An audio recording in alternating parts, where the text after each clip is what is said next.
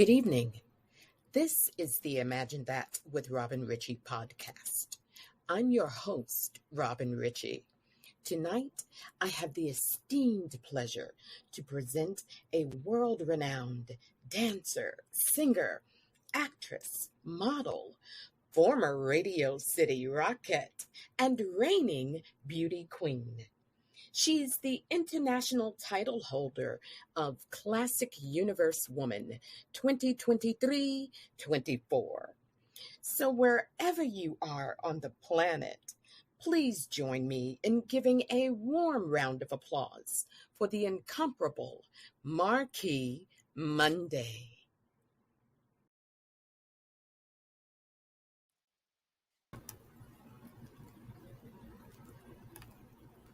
Hello, MARQUE. Hello, how are you?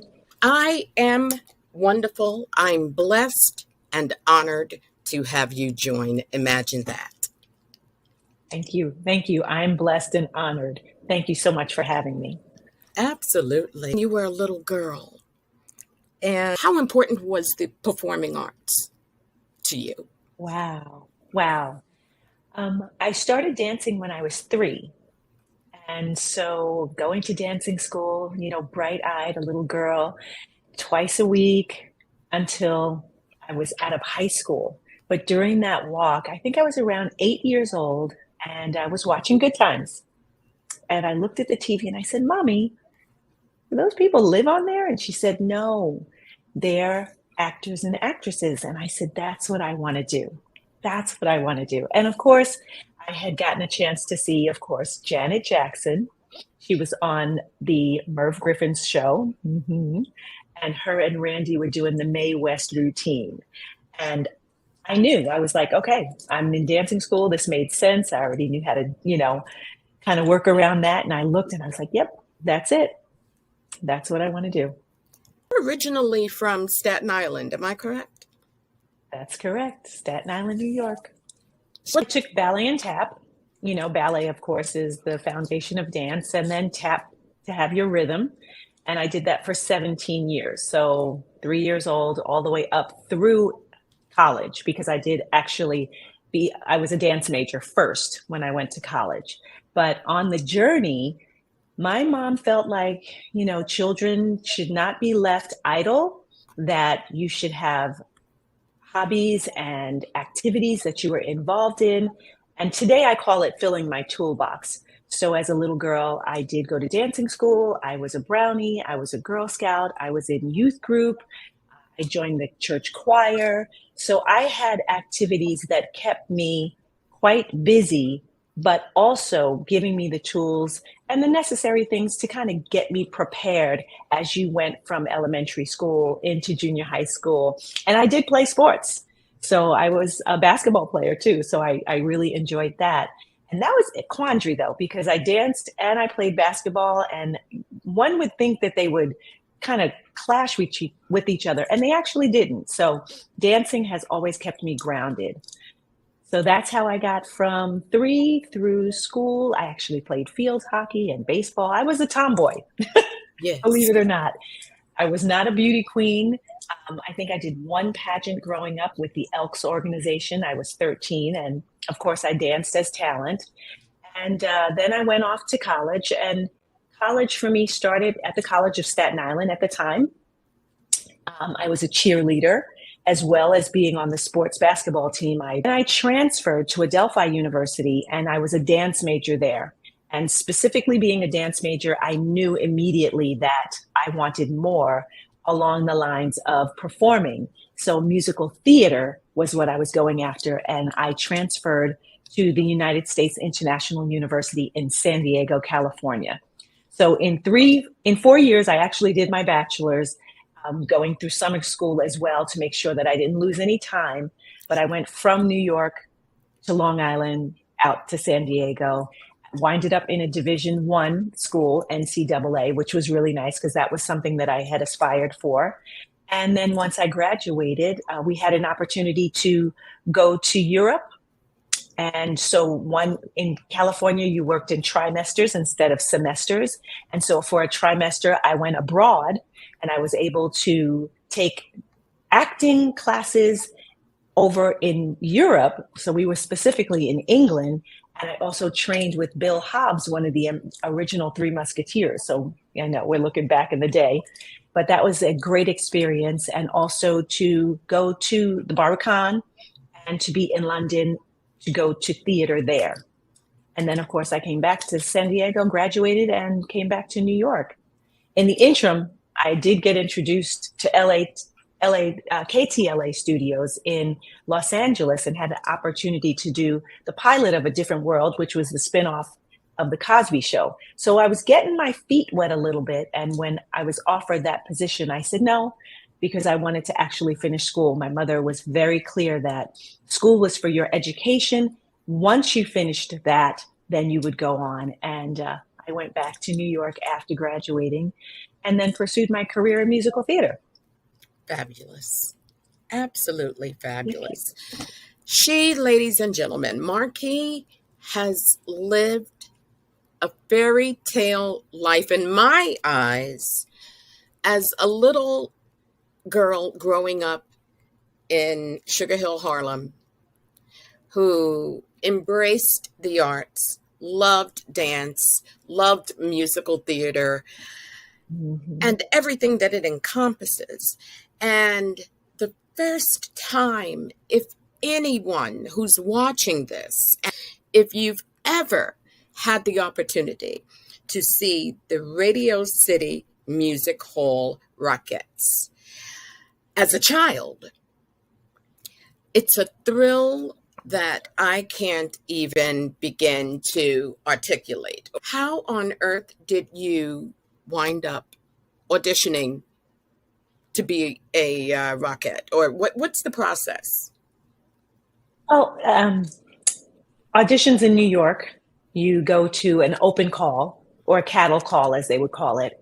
And then, of course, through the cattle call, if they keep you, you are then invited to come back for a callback. My experience with becoming a Rockette was really interesting because, of course, growing up in dancing school, all my teachers had auditioned to be Rockettes. And so it was a natural progression that when I saw the audition, I would go. However, I went to the audition. There were about 900 women at the audition. And I think I was number 648, or, 600, that is, and 48. So there were many, many women, and not many that were of color at that time. And so I went to the audition, and when you train for musical theater and you train to do this whole thing in New York, the bottom line is, it's a numbers game, and you just keep going to auditions. So it's great if you get a call back. If not, you had a great class, you keep a smile, and you keep it moving. After we finished the preliminary auditions and they broke us down into a kick line, and we did that kick line and they broke that down again, I looked around the room and I was still there. So that was fabulous. And I thought, oh, this is wonderful. But they thanked us and said that if they were interested, they would call you. So you still had to wait to see if they were going to call you to come back. Sure. I did get the call. And when I got the call, I was excited. I thought, this is wonderful. I was going to go in for the callback on a Thursday. I had a temp job. And so in the morning, I would get up. I would go to the Health and Racket Club. I taught aerobics and body sculpting class. Then I would quickly shower, change, and I would go to whatever temp job I was at. I think I might have been working Merrill Lynch at the time, or one of the broker houses downtown in Manhattan. And so I said, great. The audition callback is between 10 and 1. So I can go to work in the morning, quickly take my lunch early, go to Midtown, get to Radio City, and I can make the callback. I thought, okay, great. They called me, said this is what was going to happen. I told a few people at work, and they wished me luck, and off I went. I got to Midtown. Everything was going fabulous. I got over to 6th Avenue to Radio City Music Hall to 51st Street, and I opened the door to go in for the callback, and all of these women were flooding out the door, and I thought, what just happened? And of course, one girl looked right at me and said, you missed it. I was mortified. I thought, what just happened? Did I just blow it? Like, the doorman said to me, wait a second, I'll call up to the rehearsal hall and see if they are still there. Lo and behold, they were still there. They had someone come down to get me and bring me up, and they were like, oh my gosh, we thought something happened to you. And I said, I am so sorry. I understood that I had a window of time to come for the callback. They said, don't worry about it. Do you remember the routines? And I said, absolutely, absolutely. Of course, you practice. Every night I practice. I stood in front of my break front kicking to make sure you were not moving. If I would have moved, I would have lost a foot. So I jumped into my dance shoes, threw my clothes off. I did the callback, and they thanked me, and they did ask me to do an on-camera interview and to sing. So, of course, the Rockettes don't sing, but it's part of the audition. And so I sang, and when I left, I thanked them graciously because now I was doing a callback by myself. And I got home, and I thought, okay, it's over. We'll see what happens now. This was, I believe, in April, and I had been doing a show in Europe. I had gone on tour for a musical that was called Golden Musicals of Broadway. It was a bus and truck, non-union, in Europe. So we flew into Switzerland. And while I was over there, I went back. And while I was over there, my mom got a hold of me and said, hey, Radio City called and they want you. And so I winded up having to leave the tour in October. So I was on a 6-month tour, and I basically broke my contract and said, Radio City called and I'm going to go back and take this job. They called me early October, and whatever day they called me, I needed to be at Radio City the following Wednesday to do my fittings and to be fitted for costumes and then start rehearsal. And what was really great that year was I signed my contract and started rehearsals like my birthday or the day before. So that was the beginning of my career as a Rockette. That's a fairy tale story that I'm just like, wow, but God, because he definitely took care of that. Absolutely. Yeah. Did you realize the significance of the journey that you were about to embark upon and your role in history? No, no. That would have been way too much pressure. When I became a Rockette and we were in rehearsals, I have to say that this was the hardest show and job experience at that point in my life. And things were pretty heated. It wasn't easy. And I actually, in the first 2 weeks, almost quit. And there was a young lady that, there were 9 women hired out of those 900 women. And one of the women that I was hired with looked at me and said, you don't let anybody take your job. You earned this. And so literally that gave me the gumption and the gusto. Right, exactly. Thank God for her, because there were some challenges that I had not experienced in theater, in rehearsing, in a cast life, that were just a little bit more than I really was equipped to handle. And here's the deal. Like when you say, did I realize? The one thing I did realize was my parents were elated. And so I could not go and complain to them or share with them the things that I was experiencing. So I was really like having to hold all of that in. The other thing that we know as performers and dancers, never let them see you sweat. Right. I mean, if you do that, you are sunk. And so quickly, I learned to pull up those big girl britches and keep it moving forward.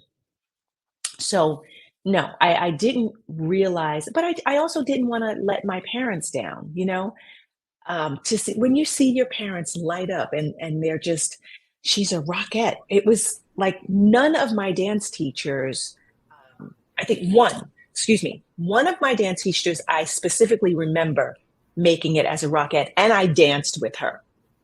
So that one, I'm like, wow. But there was another teacher that I grew up with in the dance studio, and she was a Black lady. She was an amazing dancer, chocolate brown skin, just beautiful. And she never made it. And there was also a Hispanic teacher that I had, and she also never made it. So I knew, and Rosemary, I went to Rosemary's dance studio. Rosemary came to my opening, Mrs. Rosemary.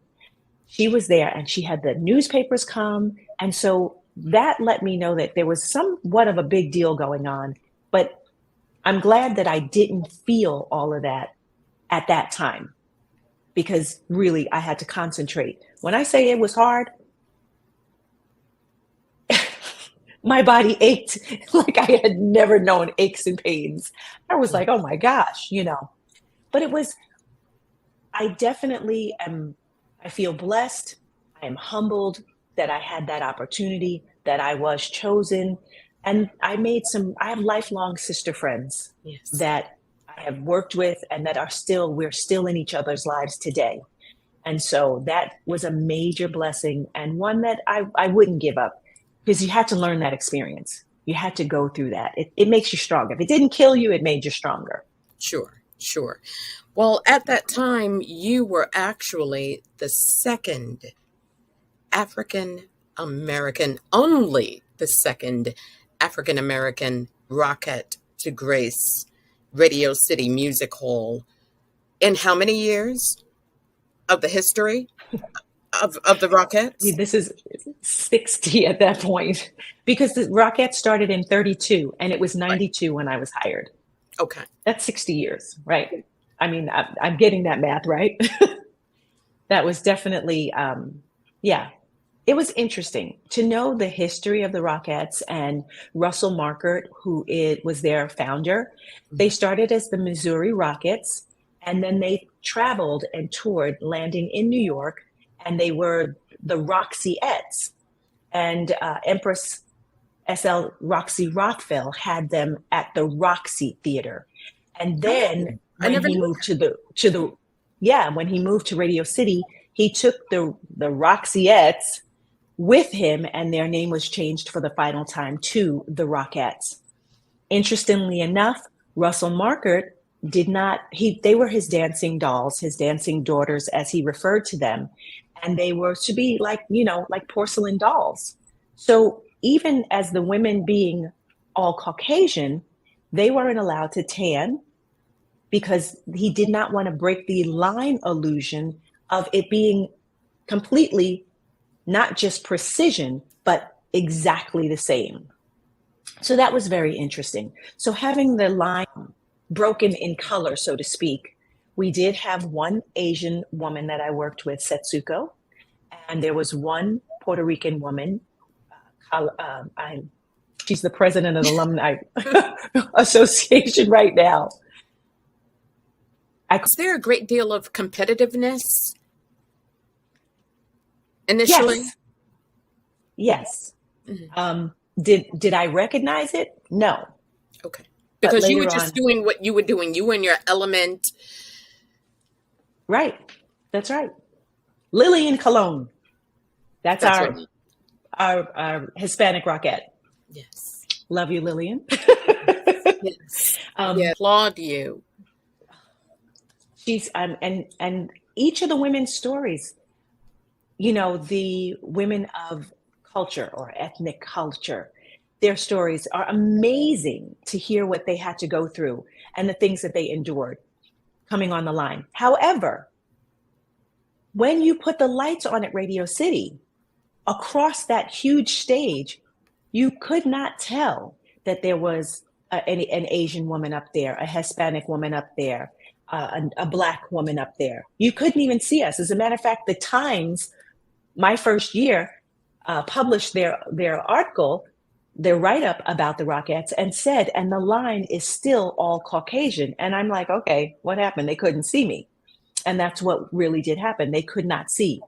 And they had us as bookends. So the other young lady, Jennifer Jones, who was hired in '87, I believe, and did the Super Bowl with the Rockettes first, and then Radio City. We were bookends. So we were on one side and the other. We didn't dance next to each other. We were actually on opposite ends of the line. It's amazing. So yes, it was competitive. Right. Who was your support system? Lord? Yes. And I say that I say that in truth, the Lord, because again, you did not want to burden your family members with this information.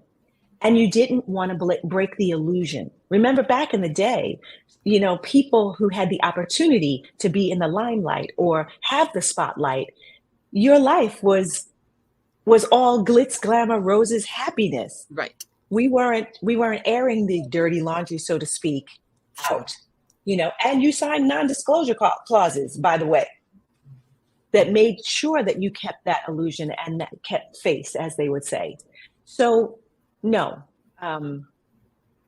I did not disclose the things that were going on or the things that I was feeling. I did have a dresser that I was able to confide in. Of course, she was working right there with me at the hall. And so I had the opportunity, every once in a while to shed a tear in private. But that was not, again, never let them see you sweat. We're talking 8 years you spent Yes. with Radio City, right? Yes. Did it improve for you? Yes, it did improve. The wonderful thing was they had the tour that was the Great Radio City Spectacular. Now, I would have loved to be on the tour. However, I was not brought in to that show until it landed here in Las Vegas, which of course changed the direction of my life because I now still am in Las Vegas. That changeover in location, I had went to school in San Diego, and so I knew I really did enjoy living on the West Coast. The lifestyle was a lot friendlier. The weather was beautiful, and so being here, I did make that decision to stay here. I did get married. I had my son, and having a child, I knew what growing up in New York was like. And I said, yeah, I think I'm going to stay here. And so that's what I did. I do travel back and forth to New York quite often. And, back then and even now. So growth, I grew up. I became an adult out here. Sure. Yeah. Well, Marquis, how did you find the balance between a magnificent career and family? I don't know that was a balance. However, I kicked my way through it because I chose to stay out here 3,000 miles away from my family. I didn't have the family support system to, my mom didn't babysit my child. Right. I had to send my child to New York for summers. We had summer trips to see our grandparents. So that's what made sense to me. And so me moving away, it made sense. I had my child. That meant that I could take the opportunity to really develop my family and my child, but they were very supportive. My parents did come out and visit me here in Las Vegas.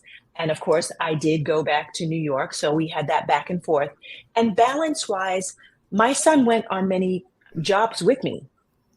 So he was in my belly when I was dancing here as a Rockette. Then, of course, I had him and I went right back to work. And so he grew up, as you can see, he's there with Santa. Yes. We had a Christmas show in Las Vegas that was part of our show as we evolved, the 60th anniversary, the spectacular. And then during Christmas time, we had the Christmas show.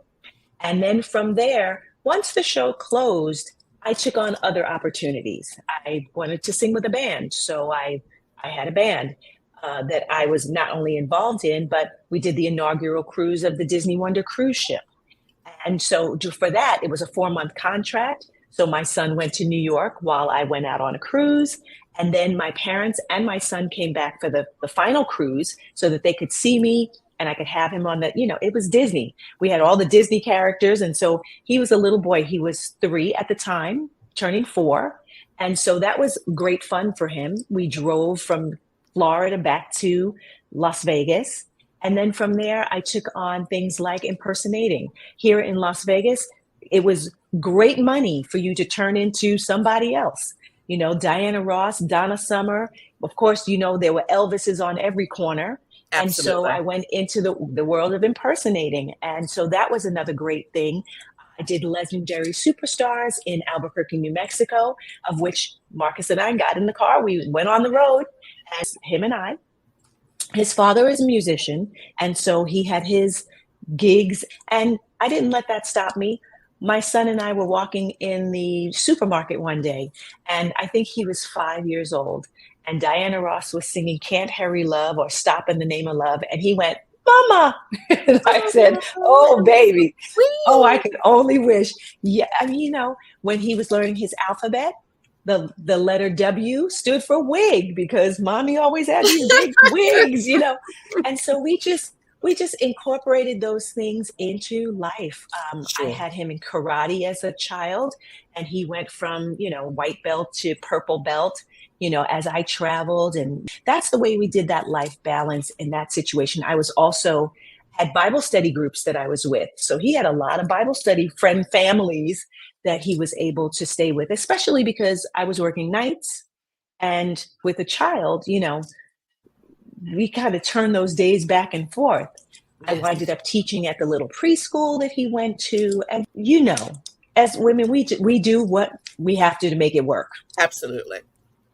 Absolutely. And clearly you've done a wonderful job. Oh, thank you. I appreciate that. He is a healthy young man, and very, very poised and very giving and loving. He's a very kind young man. When I became a wife and I became a mom, as our daughter grew older, I had her with me everywhere. Every television studio, every radio station, and she was right there as understand the walk. Thank you. I can only hope I'm keeping up, and it's what God has for us. I mean, each of us has that walk that he has placed us on, and it is honestly, it's a pleasure and an honor, and I love to support my sisters because I didn't have sisters growing up, but coming into the business, it was really nice to figure out I don't have to compete with you. Right. I can champion you. I can support you. I can clap. I can be there and show up. Because you know what? We need that. Right. We need that. And to be honest with you, we don't practice it enough. And this is why I'm so honored. When I tell you I'm so moved and so impressed by not just her resume, not just all of the stages she's danced across, but who she is as a woman, who she is at her core. And that's what touches me, because the Imagine That with Robin Richie podcast is created to serve as a formidable space and opportunity to present, to highlight, and magnify the accomplishments of others. That's it, and to help someone else in some way, form, or fashion to move forward. It's important when you have the ability to do this, to be able to create a positive narrative, that of which isn't always provided to us, right, or for us, when it comes from outside sources. Right. Let's talk about this title, my dear. This wonderful, wonderful honor. The interesting thing growing up in New York, I did not know about Juneteenth. I didn't learn about Juneteenth until I was out here in Vegas, and there was a festival. They were having the festivities, food trucks, and so on and so forth. And everybody was saying Juneteenth, Juneteenth. And I'm like, what is that? Well, this particular year, I went specifically to find out more about it. And while I was there, they said, well, if you really want to know more about it, see this lady, Deborah Evans. So I was very interested in learning the history of Juneteenth, of course, African-American culture and history here for us in the United States. And during that, they said, well, we have something called a scholarship program pageant. And I thought, that's definitely up my line. I'm in entertainment. And they used young ladies between the ages of 14 and 19 years old. And they're doing scholarships for them. And I said, okay, well, I had a dance company of my own, a performing arts company called Witness Performing Arts, nonprofit. And I taught children dance from ages 3 to 17, ballet and tap, hip hop. I actually had a music program, but I really did not have any understanding of how you would run a pageant, the things that are needed. Needless to say, I did put on a nice recital for them, and they were very happy with it. And I was honored and humbled that I was able to do something that they thought was worthy.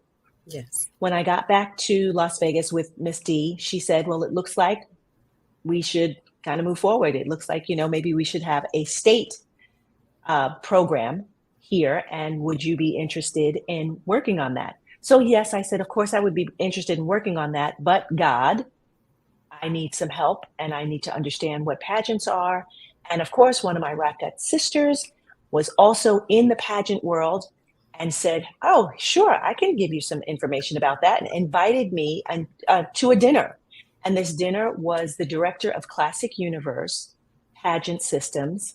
And she was telling us all about it. This is an adult pageant, women adult ages at the time, it was 40 and up, for women to accept themselves, embrace their possibilities, join a sisterhood of like-mindedness, and use their power to empower others. And I thought, that's perfect. I can jump in this pageant, I can learn all about pageant systems, and then I can take this to the Juneteenth organization, and we can sculpt and mold a pageant system, a scholarship program pageant system that would work for our young ladies. I did not know I was going to win. I had no idea, but I went into this with my eyes wide open, saying, I've got to get every single portion down to understand it. So I went to coaching sessions. I went to workshops. I did my community service. I was out in the community wearing my sash and my crown. I was doing the social media portion of it, just so that I could say, this is how you do it. As well, I had to get sponsorships, because you have ad booklets. So now you're walking around with, it wasn't quite this large, a crown and a sash on with no rhinestones. Hi, I'm the Classic Universe delegate for Nevada. My name is MARQUE MUNDAY, and we are here to help women accept themselves. I had to go through that whole process and explain it to them. And I was met with wonderful people that were supportive. Fabulous. So I was able to get ad pages. I had business jump on board. Of course, all of the people that I perform with, they were more than happy to help me out. They opened doors and platforms for me to go and do volunteer stuff at their events, so I was there and available to work, basically do my community service, through them.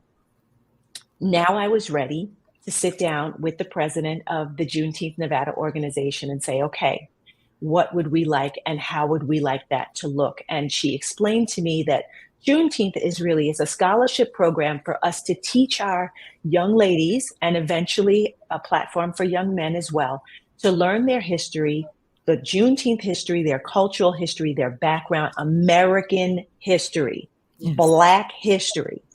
And so then I dived into their Juneteenth 101 program, which is education, and learned what the components were. They have freedom documents. You have the Emancipation Proclamation, the 13th Amendment to the Constitution, and General Order Number 3. So these are the 3 freedom documents that are the staple of the scholarship program pageant for the young ladies to learn and understand. And basically that gives you a foundation in our history of how we went from enslaved to free, and the journey and the challenges that we have been that have been going on for years, that we still are even today looking at and dealing with.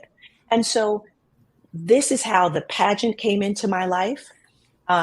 Taking the crown and actually wearing the crown. I've taken it. It's an international crown. So I've been out of the country with it. We tour Australia every year as a performer. I still do that. And so I'm over there and I'm talking with people about Juneteenth and women as well, so that there were ladies that I was with. And again, we don't think of it as a competition. More, it's the sisterhood coming together, yes. And you're realizing what your talents are, what your gifts are, so that I can celebrate you and champion you and be there to support you, if necessary. Our Juneteenth Scholarship Program pageant is June 1st here in Las Vegas, Nevada. We'll be at the West Las Vegas Library Theater. We do our meetings at the West Las Vegas Arts Center. And it's been a really good opportunity for me to not only learn the history, Black history of Nevada, but to dig into our history as in general and as a whole. Because again, my parents were from the South. My mom's parents, my grandparents were sharecroppers. Well, sharecropping came directly out of that Emancipation Proclamation when they said, okay, you have to free those who are enslaved. And what did they do? They hired them on. And what were they called? Sharecroppers. Now we're living on the land, but they were making a wage and able to share the crops that they were harvesting for who they were working for. Sure. And so this has been a process that, again, humbled, learning, because we didn't learn this history in school. Not at all. No, we had European history. They told you nothing about sharecropping. And I guess that was the other thing that was really interesting, is that when we look into our family lineage, my father's side, they were bootleggers. That's interesting. I was like, oh, okay. So finding out, and both of them from Confederate states, Atlanta and Virginia, Georgia and Virginia. So it was like, okay, now I do understand why they did not tell me about the history. Sure. Because once you went north for the promise of a better life, you didn't look back. You were not trying to look back at what you came from, because you had the opportunity now to embrace your freedom and to move forward and give your family a better opportunity. You've managed to incorporate your work in terms of women's initiatives and youth development. You've been able to combine your life's passion with your purpose. What's the criteria? How can they become involved with this pageant? So we do have a website that's missjuneteenthnevada.org. And the criteria for the pageant is that you do have a direct connection to African-American lineage. So your grandparents were, of African descent or African-American descent. So that's a criteria. It's unfortunate, but we have to say it in today's climate, that you do have to be natural born female to be a part of the scholarship program pageant. Then it is a criteria for you and a requirement for you to do a 500-word essay on Juneteenth. You need to be between the ages of 14 and 19 years old. You are required to do 75 hours of community service. And as well as an entrepreneurial venture, you do have to go in and seek out your community partners and have $500 in sponsor or community partner funding. There is a registration coming into the pageant, and oftentimes we are able to circumvent that by having scholarships or community partners that are willing to sponsor a delegate. And we are continuously and always looking for more of our business, entrepreneur, and community partners to help our underserved communities, as we call them today, those that are less fortunate or financially challenged.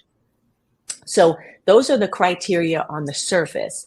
Now, for the pageant itself, you will do a recitation of one of the freedom documents. So you will either take a piece of the Emancipation Proclamation, the 13th Amendment to the Constitution, or General Order Number 3. And we call that our recitation. You also do have to do a talent. So whatever that talent is, you may play an instrument, you may sing, yes, whatever you decide for talent. We do not have a swimwear or resort wear competition. It is more about, again, intelligence, your education, and you learning your Black history. So you will do an onstage introduction, which means that you're now stepping out so that you can know how to present yourself as a public speaker or a representative, as we say, ambassador for Juneteenth, and then a judge's interview. So each delegate has a 15-minute individual interview with the judges prior to hitting the stage for the actual pageant. So those are the criteria for Miss Juneteenth Nevada. If you do take the crown, if you capture the crown, then you are invited to go on to the national organization's pageant that happens once a year. So their scholarship program, and that usually happens wherever the national is happening. Each year it is in a different state. So this year, 2024, it will be in Atlanta, Georgia. In 2023, it was in New Orleans. And in 2022, when I got involved with the organization, we were in Galveston, Texas. And Galveston is where the ships landed. When the ships were sailing, the storm came and it winded up stopping in Galveston.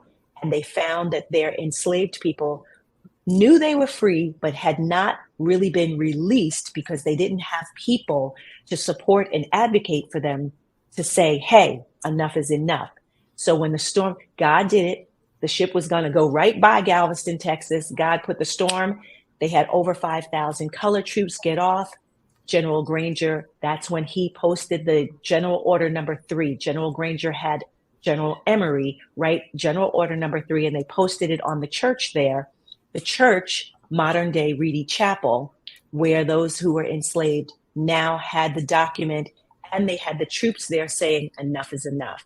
Right. And so that was, being in Texas to see that and to experience that was absolutely amazing, because they have a wonderful museum that has all of this history, so the information is out there. We have to seek for it, and then we have to advocate for it. Yes. I love the initiatives that you've set forth. I have an organization called Boss Girls Leadership Summit. Yes. And like yourself, it focuses on public speaking, youth leadership development, and we do have fashion runway coaching. And at the conclusion, there's a summit that of which the young ladies, and by the way, the age ranges are from ages 9 through 18. And to be perfectly honest with you, I do make exceptions. I've met some precocious 7-year-olds who were the younger sisters of actual members. It's been a wonderful, wonderful initiative, because you're helping young women and young girls discover their voices, create their own narratives, and become empowered in a way that we don't necessarily see supported or even shared in media today. Yes. What would you say to those who perhaps might be in an environment that is not supportive of these sorts of initiatives? What advice would you give to them? Okay, so the interesting thing there is that many times we find ourselves in a quandary. And in that quandary, we can't see a way out. So if you are seeing this and hearing this, this is your way out. There are women and there are organizations and there are groups that are ready and willing to advocate for you and to help you to not only learn and see the queen in yourself, but help you find your spacing to become who you were created to be. God has created us all uniquely for a purpose, and it is really up to us to find that. And in finding that, we often find ourselves hearing something that sparks that spirit that jumps in us. So if your spirit is jumping right now, I would say get online, find Robin Richie if you are in the New York area or on the East Coast. If you are out here on the West Coast, MARQUE MUNDAY is my name, Witness Performing Arts, Discover and Live Your Dream Life. These are websites and brands that I work with. my book out there, Discover and Live Your Dream Life. We do coaching sessions. I know Robin has a coaching session that she's ready to give to you and work with you so that you can find yourself and your spacing of who you are. And then the organizations. Juneteenth is all over the United States. The National Juneteenth Observance Foundation is a national organization. And so there are what we'd say divisions or chapters in every state that you can get involved with. Robin Richie just told you about the boss girls. So that's another form of empowerment for you as well. So reach out. We have our social media platforms. Reach out. Come. There are so many women and so many organizations that are ready to grab and embrace you, to help you to see the power that you possess inside. Remember that God didn't create any junk. So if you're here and you're not only hearing this, not only is there a reason for you, but there is now a next step for you to take. Now, I love to quote scripture and bring it on, but I'm going to bring this one. And this is not scripture, but people say it all the time, and I will use it this time in the positive, where they say, God helps those who help him themselves. Well, God is going to help you, and he has placed you so that you will take a step. And after you take that step, he is ready to grab and embrace and walk with you. When you see that picture of Jesus walking and the footprints in the sand, those are his, not yours. So know that you have been now equipped. This is an equipping for you to grab and embrace the spirit that is now jumping and moving in you so that you can find the platform that you need to connect with so that you can reach the goals, dreams, aspirations, and desires that are in your heart. Discover and Live Your Dream Life says, if you believe, then you can achieve and you will receive an extraordinary life of passion and purpose. You must take that first step, though. So reach out to one of us. And I know that Robin Richie is going to have information at the end of this podcast. Email, social media, drop us a line if there's a chat, and we will look for that so that we can get you connected wherever you are, whether that's on the East Coast, the West Coast, the Midwest, even in Europe at this point. We're worldwide. So there is an organization out there, and know that there are women out there who are championing causes specifically for what you need. We know there are challenges out there, but as an intentional woman and as a woman who takes seriously what God has placed inside, for you to get to that place, that's the purpose that he has for me, to make sure that you reach your goals, dreams, aspirations, and desires. This is actually your ministry. Absolutely. As this is mine. And often people don't get that. You know, they're dazzled by the glam and the glitz. Right. And they don't see often beyond the surface. I pray to be a vessel of positivity. And I always have all my life. So it takes a lot in order to reach these strides, in order to implement these ideas in a way that is not compromised and in a way that celebrates integrity. Yes. I'm beginning to see in today's day and age, it almost feels as if there really isn't much of an appreciation rather for those attributes. And I don't know if you ever have similar thoughts. Definitely. We definitely, in the climate today, we definitely have the challenges in our life as women not being supported, not having platforms that celebrate us. We are still fighting for equal wages. We're still fighting for equal job opportunity. So, of course, we're still going to have the challenge in our African American lives, you know, we went through the pandemic. We went through Black Lives Matter. Then we Yes. went into Asian Lives Matter. Somebody finally threw it out there and said, all lives matter. Absolutely, all lives Sure. matter. One of the things that I, because of Juneteenth, noticed, do you know that Mississippi did not sign the 13th Amendment, the ratification to the 13th Amendment, until 2013? That's insane. Right. That's 11 years ago. Women could have still been unable to vote. Actually, they could, in Mississippi, we could have still been enslaved. How about that? Right. And right now, in the social climate, we're looking at Arizona, who has dug up a law from 1864 saying that if a woman is raped, the man will not be prosecuted. Now, this is 2024. What in the world are we doing digging up laws from 1864, pre the Emancipation Proclamation? Right.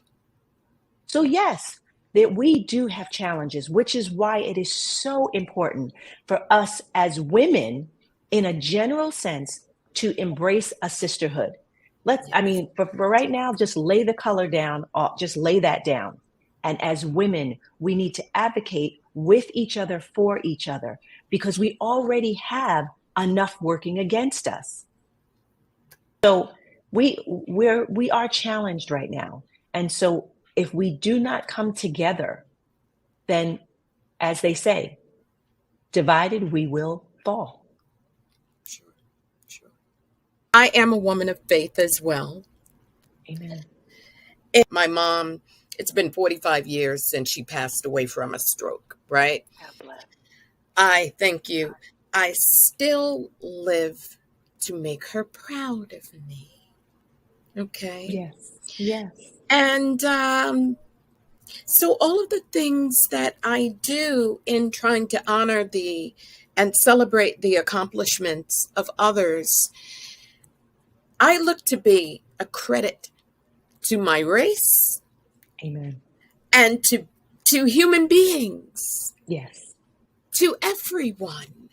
So from the bottom of my heart, I want to say to you, Miss MARQUE, Munday, all of the very best and blessed that God has for you. And I thank you for joining us on the Imagine That with Robin Richie podcast. And on behalf of all of our viewers and listeners,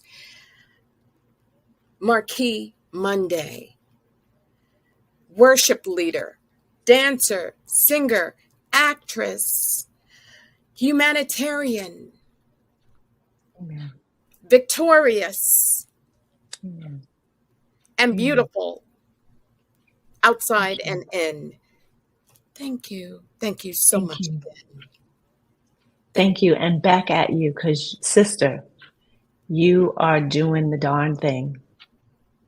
So thank you. Thank you for having the platform to put us out there and to celebrate us as we can celebrate you.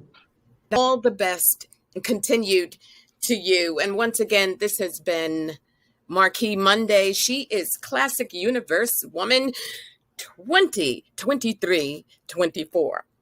The international title holder, by the way. Thank you once again for joining us. And thank you so much, ladies and gentlemen, for joining me on the Imagine That with Robin Richie podcast.